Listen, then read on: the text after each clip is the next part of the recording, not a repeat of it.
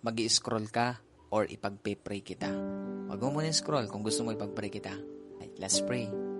Father God in heaven, in the name of Jesus, with the power of the Holy Spirit, Panginoon, salamat po sa mga oras na ito. Nabuhay pa rin kami kasama po na aking kapatid na nasa kabilang screen. Lord, hindi po aksidente na pinili niya na manalangin, Panginoon, kasama ko, Lord God, sa mga sandaling ito. Hindi siya nag-scroll, Panginoon. Lord God, hindi po aksidente na pinapakinggan niya ngayon, Panginoon, ang panalangin ito. Kaya dalangin ko, Panginoon, ano man yung mga bagay na tinatago ng taong ito, ng mga nararamdaman niya, Panginoon, O God, mga kabigatan na yan, na sinasarili niya, Panginoon. Tulungan niyo po siya, Lord. Panginoon, bigyan mo siya ng lakas na galing po sa inyo. Tulungan mo siya, Panginoon, na magtiwala sa inyo at isuko lahat-lahat, Panginoon. Lord, walang bagay na hindi mo alam sa buhay namin, lalo na sa taong ito na nandito sa screen, Panginoon. Alam mo, Lord, kung paano siya nasasaktan. Alam mo, Lord, yung kanyang mga pagluha. Alam mo, Panginoon, yung kanya pong karamdaman. Alam mo yung kanyang suffering, Panginoon. Lahat yan ay nalalaman mo, Panginoon.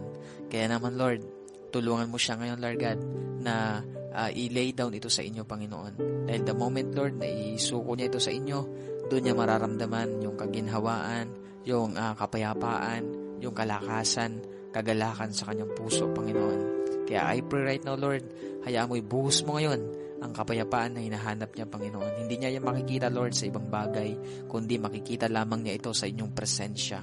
Kaya lukuban mo siya, Panginoon, ng inyong presensya sa mga oras na ito. Dalangin ko po, Lord, na maramdaman niya ang pagyakap mo na napakahigpit, Panginoon.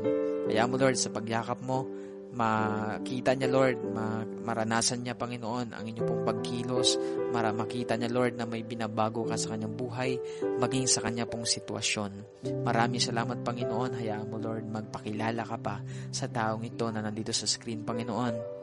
Alam ko po, Lord, na lahat ng nangyayari sa kanyang buhay ay mayroon kang purpose, Panginoon. Lahat yan, pagkatapos niyan, Lord, mayroon kang itinuturo sa kanya, mayroon kang mga bagay na nais ipaunawa sa taong ito, Panginoon. Kaya dalangin ko, Lord, na makita niya yun, Lord, yung purpose mo. Hindi niya isipin, hindi niya tingnan, Lord, na yan ay pabigat sa kanya, Lord, parusa sa kanya, kundi, Lord, mayroon kang bagay na gustong ipakita sa kanya. Isa na po doon ang kapangyarihan mo, ang katapatan mo, gusto mong patunayan ang katapatan sa kanya. Kaya dalangin ko po, Lord, na mas makita niya, Lord God, yung pagkilos mo sa mga sitwasyong ito na kanya pong pinagdadaanan. Maraming salamat, Lord. Pinagkakatiwala ko po siya sa inyo. In Jesus' name, Amen and Amen. So, ayan kapatid, ipagkatiwala mo yan sa Panginoon lahat.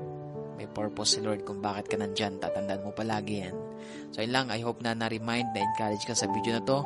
Kung gusto pa makilala si Lord, basahin mo yung Bible mo. And also, pwede mo i-follow yung page natin ito dahil nag-upload ako dito ng prayers, encouragements, at iba pang videos katulad nito. Maraming salamat. Always remember that Jesus loves you. God bless.